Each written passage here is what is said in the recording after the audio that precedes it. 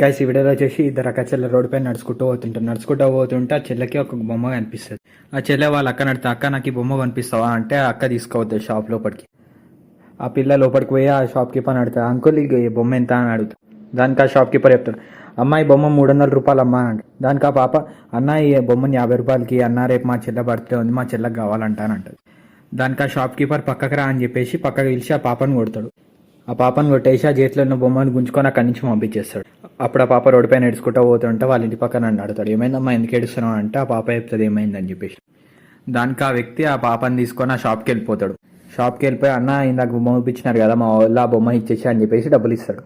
ఇవ్వంగానే first ఒక 100 ఇచ్చి, అన్న ఇదిగో తీసుకో 100 అని ఆ వ్యక్తిని ఒక దెబ్బ కొడతాడు.